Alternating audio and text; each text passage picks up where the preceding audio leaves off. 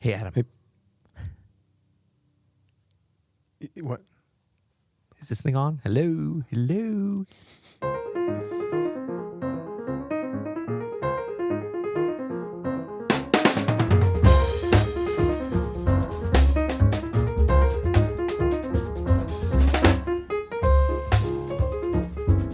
I'm Adam Maness, And I'm Peter Martin. and you're listening to the You'll Hear podcast. Daily jazz advice coming at you. Our intros have started to collapse upon themselves. I think we've done every possible witty intro. Witty. Well, that's a broad definition of witty, my friend. Well, and some others too. But you know what? I think tomorrow it's going to come back together. I'm feeling good. Okay, cool. Yeah, we can't have everything. All right, what are we talking about today? Today we're asking ourselves a question. Yes. How many choruses should we take? Is this a rhetorical question? I or just are we want a gonna answer number. I want to pay you to just tell me what to do. it? 4. Done. Yeah. Okay. I would say like You'll hear it. I would say if we had to pin me down with a number, it would be 4. But that's only. I mean, that would be your biggest, the largest probability of success, and I would only probably pin it at like 30 to 40% of the time that would work out well. Yep.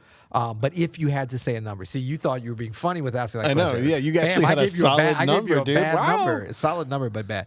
No, I mean, I think the overall thing, the over under on this is something like 3 or 4, because I'm a big believer in less is more when this comes to soloing in general. But we're going to go on a semi-deep dive. Like, we don't like to say we're in the shallow end, but we're not in the deep end. We're kind of in the middle lanes, right? Yeah, it's like four We're and a half in the lap feet. lanes. It's 4.5. Yeah, lap lanes are good. Yeah, My head's barely popping out above it. It's all good. we can touch the bottom, We but can, hey, man. Speak for yourself. Okay, so how many courses should you take? This basically, I think a better way to think about this, we can definitely break it down by chorus, of course. Yeah. But the better thing is really, how long should my solo be?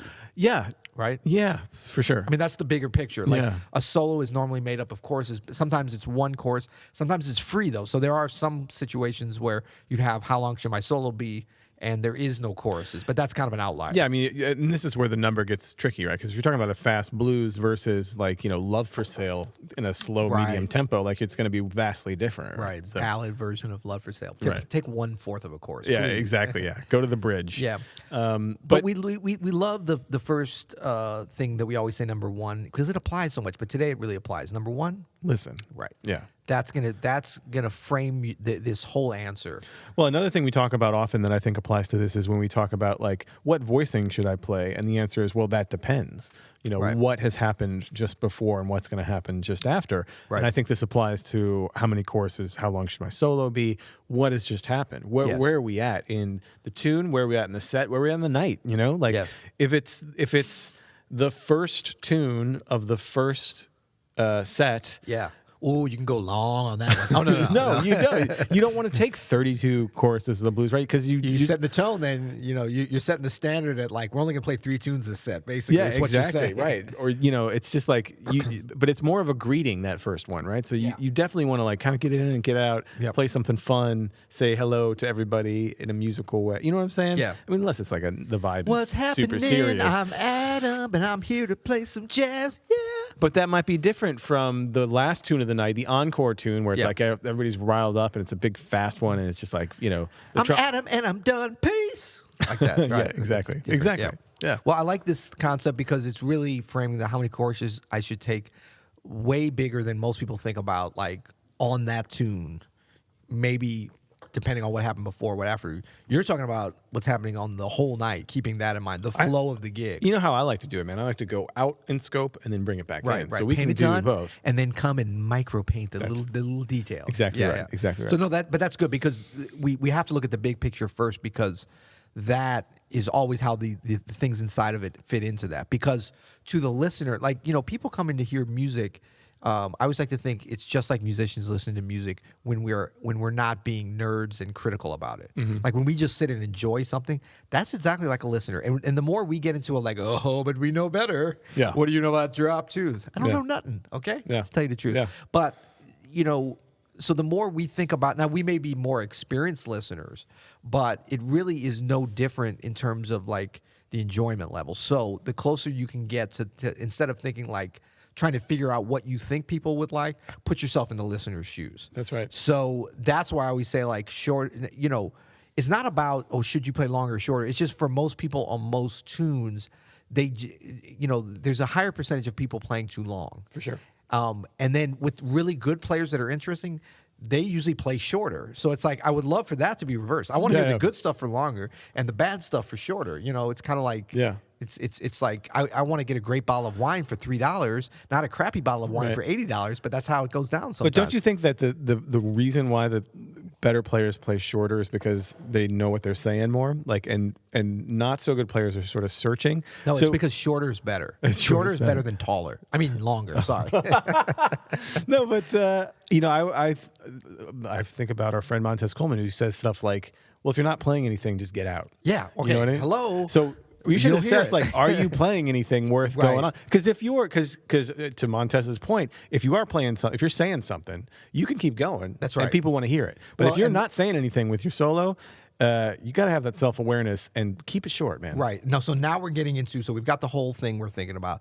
Now we're getting into like the actual solo. And I love this because that's sort of like your first gate before we even talk about, well, are you developing it or whatever? Are you playing anything? Yeah. You know what I mean? Because that's going to tell you right there. Forget about like what was played before and what after. If you're not even coming up to the level of playing something, I mean, I think by that he means, are you playing anything good? Yeah, of course you're playing something. Yeah. But are you adding to the vibe? Are you adding to the melodic? Are you doing something of interest? What he actually said was, "Are you saying anything?" Are you saying right? anything? So, and what I hear when he says that is like, "Are you speaking to the people? Like, Right. is it landing? Are you saying something worth hearing?" Exactly like what you're saying. But yeah, if you don't know if you are or not, you're not. Exactly. And keep it Does short. this blouse look good on me? Yeah. That's a rhetorical question. Yeah, absolutely. And so but I like that too because Montez is tapping to the thing I was talking about. And the way we listen to it on the bandstand is the same way of really somebody if somebody's in the audience on their phone but not paying attention, of course sure, they're not here. for sure. But somebody that it doesn't have to be a musician, but just is listening, that's likely going to be very much in line with, like, we might be a little bit more critical, but it's the same thing. Like if they're saying something, it's going to be like there's situations where a really good player can go a little bit more into house mode, what we call, which is really about like trying to connect with the audience in a very sort of base level. But there's times when that's great too. So sometimes we'll turn our noses up to that, but I'm like, they're saying something. It might not be the sophistication level that we think, but if it's what the music calls for, that's what's important, you know? Sure, yeah. So I think that's sort of the next level. The first thing is, are you saying anything? Because if not, get out. Yeah. But then let's go with the assumption that you're saying something. Do you do the things I do sometimes as pianists? I think, our natural human reaction when someone who just played before us absolutely destroys the stage. Yeah. Is to be like, well, I'm gonna. No, I try to distract everybody. I know. Look over there. Yeah. No, but but this is something we deal with a Yeah. lot because we're usually not the first soloist we're playing with a big group, right? Right. So something I see a lot of really good players do that I don't see a lot of intermediate and not very good players do is they'll just kind of skate and then let it go. Like you have the awareness that the peak of the tune has kind of happened. Yes. You know what I mean? And I can maybe get something, I can say something a little like as a period on that. Right. But I'm not going to go 32 choruses on this guy, No. right now. I'll save it for the next one. You know what I mean? Well, I think those situations sometimes, like if it's a really killing solo and the arc is kind of you've hit the mountaintop and there isn't. Sometimes it's a feeling like you want to go back to the mountaintop. For sure. Sometimes you have Yeah. that feeling like, okay, well, now we can take our time and do this. Right. my But if you're way. not, to me, that would call for number of choruses 0. You could cue it out, yeah. because just to ramble for 1 or 2 Yeah. because you're scared to mess up the vibe or no, you can't equal that. That's not usually what that moment calls for. For sure. And so a lot of times people, even when they think they're being humble, just like a humble brag is not humble at all. It's a cocky brag, Yeah, actually. yeah. That's kind of the humble brag of like, oh, I'm gonna, I could. That's not what the music, like you're putting yourself ahead of the music. That's right. You know? So when you see that happening, that's what I'm saying is like you could cue it out Mm-hmm. to something or break it down, to the bass solo or whatever. Like, Yeah, because like you have change more the vibe. Yeah, you know? you have more responsibility to change and say something profound. It doesn't have to be a mountaintop like that. But if you think about like how lucky is it, like, and I'm talking like true mountaintop, that might only happen once or twice a night. For sure. So if that happens and it feels like it's time to sort of take things out,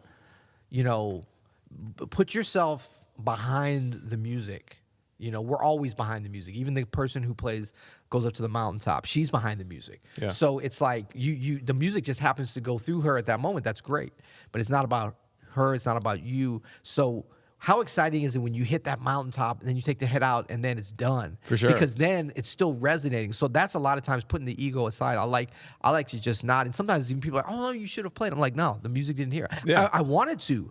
I was inspired by what happened. Yeah. But the music, I knew it was going to be, if you can ascertain like what's going to be the strongest group statement on that tune and on that evening, Yeah. then man, when you get people thinking about that, cool things can happen. You'll get another chance. Yeah. On another tune. For totally. And there's like the flip of that too.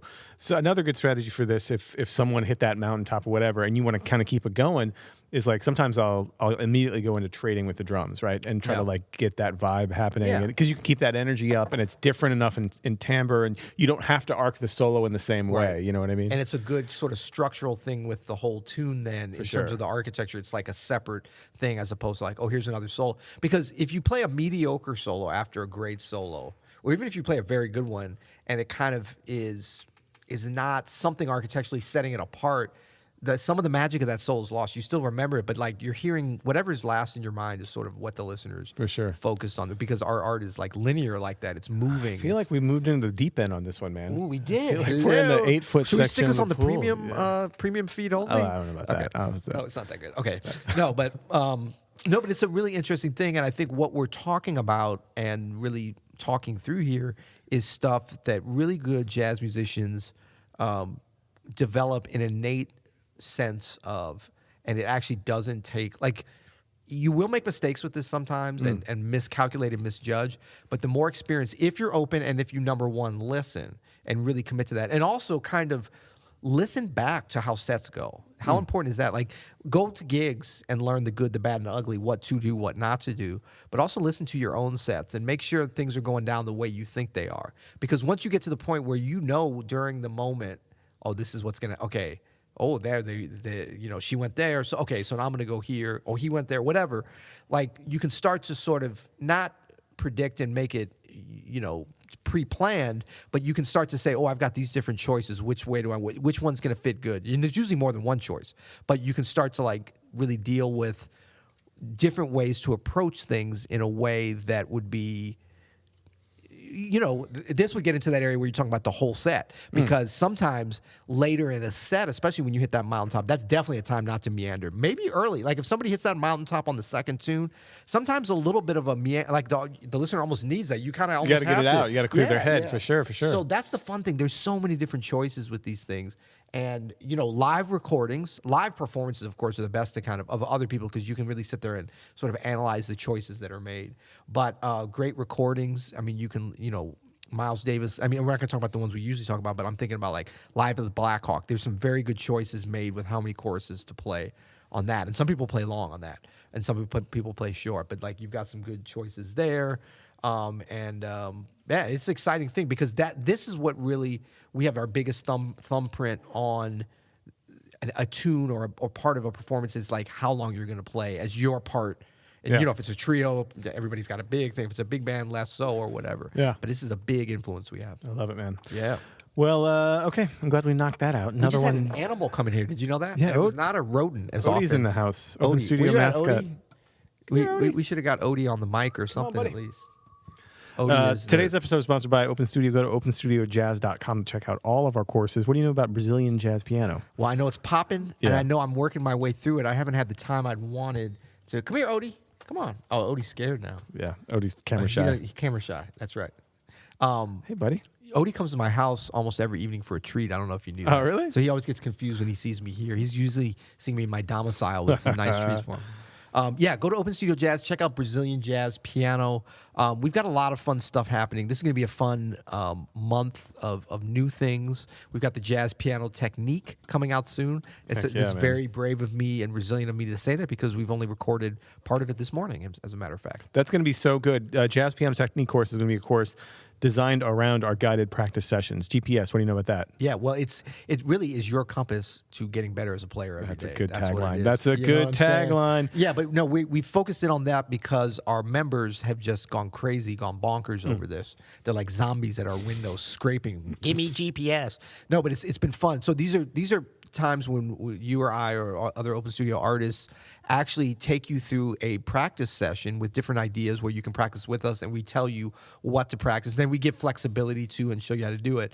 But it's a little bit of hand holding. It's almost like you could hire a private tutor to sort of take you through it, and then you learn some of those things, and you can take it to further extending your practice. And we're kind of committing to adding this to all of our new courses, and maybe even going back in time and adding them to some other ones. So be looking out for that. Imagine a guided meditation crossed with a Jane Fonda workout video crossed with Penny Green.